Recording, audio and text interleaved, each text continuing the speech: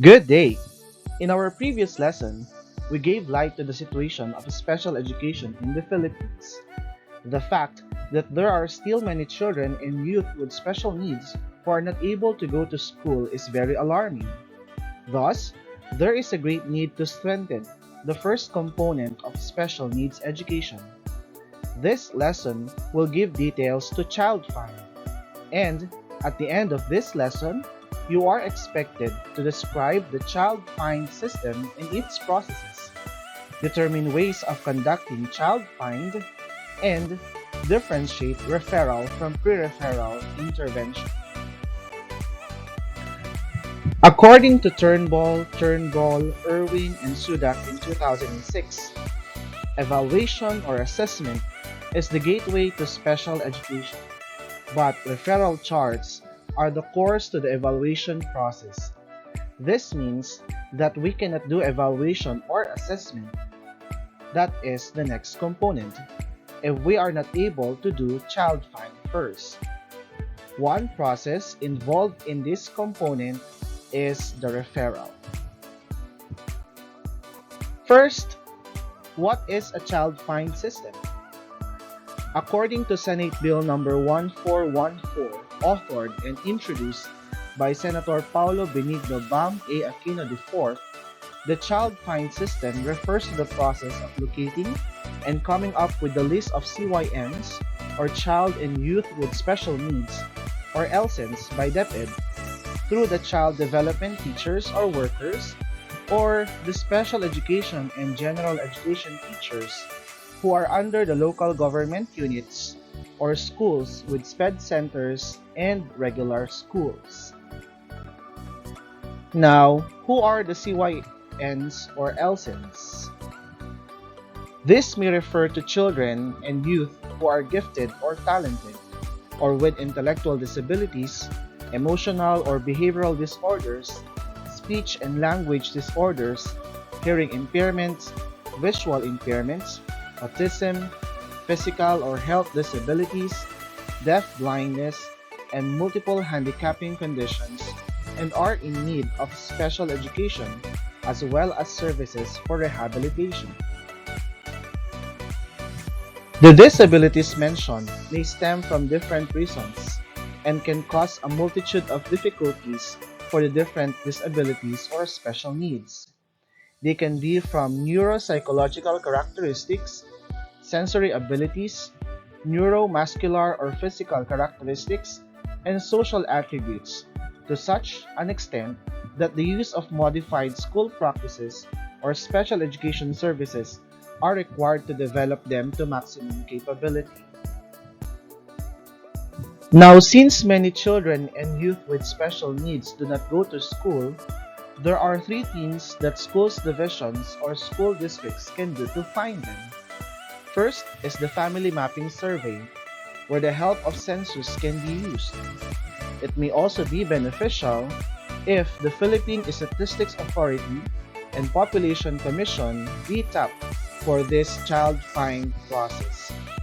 Another is through advocacy campaigns. Schools can provide campaigns that they offer the necessary special educational services for children and youth with special needs. And lastly, we have networking with local health workers. These people can be a reliable source of information where the CYNs can be found, since many parents may have gone through their clinics for regular checkups. These children who are not in school shall be visited by special education teachers, of course with the help of other people involved in the child find system.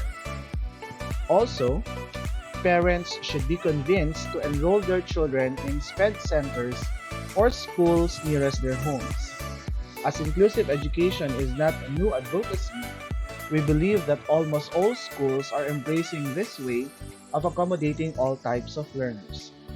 Of course, we do not remove the possibility that there could also be learners already enrolled in schools who are not properly accommodated. Thus, we can also do child find inside our schools. Now, child find in the school and in the community can be done through referrals. Referrals are results of teachers' experiences and observations inside and outside the classroom. A teacher may note significant observations on a child's cognitive, physical, and social-emotional growth and development as they are together inside the classroom. A referral in the technical process is a written request by the teacher or a parent asking to evaluate a student due to the observations noted. This is to help to determine if a child has a disability or none, and usually begins with the general education teacher, assuming that the child comes from a classrooms where no LSEN was yet to be identified. Again, a referral is a formal request by a teacher or a parent that a student be evaluated for special education services. Identifying these kids is an important first step toward getting them help they need to succeed in school. Thus, schools need to have a process for identifying and evaluating these children. Technically, a first step is a referral. Aside from the general education teacher, the other persons who may be involved in the child find system are the following: a school administrator to oversee the process, a related service provider like a guidance counselor, a psychometrician, or a school psychologist if available, the concerned parent to surface the child's experiences at home, and another individual related to child, again, to identify other pertinent data. Now, why do we have referrals? Referrals arise from a concern about a child's academic achievement and/or social behavior or problems. As mentioned earlier, they arise from the teacher's experiences and observations. In some cases, it may be initiated because of a child's linguistic or cultural background, even family background. As we all know, disabilities can have genetic origins. That's why family background can be a helpful factor in understanding a child's needs. Another reason why we have referrals is that a child's difficulty or issue inside the classroom can be the results of problems caused by inappropriate teacher expectations or poor instructional strategies. That's why, whenever our learners experience difficulty in the classroom, we also should look at the way we teach, because it may not be because of the learner, but because of us. Thus, the reason for any difficulty in the learning process does not always lie within the student. There is a need for pre-referral interventions. Whenever we have observed that a child or more experience difficulty during the learning process, we need to provide first a pre-referral intervention. This is in the form of a preemptive design where we try to prevent difficulties in our next sessions with the children. This intervention is a product of the collaboration of general education teachers and other professionals designing a universal teaching learning plan that aims to cater all kinds of learners. It is developing creative, alternative instructional or management strategies to accommodate the particular needs of the learners. The purpose of pre-referral intervention is to ensure that a child is given first reasonable accommodations and modifications before he is referred for special education assessment. The idea of pre-referral intervention was to avoid unwanted referrals.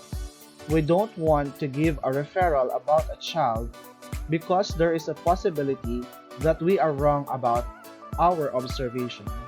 Again, the reason for the difficulty does not always lie within the student. Now, your referral should include the detailed reasons of why you are making this. This should give details on the child's academic and social performance. Often, poor academic performance, continued misbehavior, or disruption of the learning environment are prerequisites to making a referral. You will need to attach any documentation necessary to support your referral. It can be the child's test scores, checklist of your observation, and even student works. The office responsible for evaluating a child needs to understand these details. The referral will be evaluated by the school administrator, a school psychologist if available, but can be identified outside the school setting, and an experienced teacher, a master teacher in the Philippines setting. Other personnel may be included depending on the nature of the referral, like a medical doctor or a psychometrician to help in analyzing the available data. If ever that the referral was approved and verified that a child is really in need of special education services, then a child needs to go through an evaluation to determine his or her disability. However, school authorities must obtain permission from the parent or guardian before proceeding with the formal evaluation. This will open to the next component of special needs education, which is assessment. And that will be our next topic. The following are the references used in this lesson. You are encouraged to read further to better understand this child find system on the perspectives of different authorities. Note, however, that the child find system is done so that we can accommodate our children and youth with special needs. Thank you very much until our next lesson.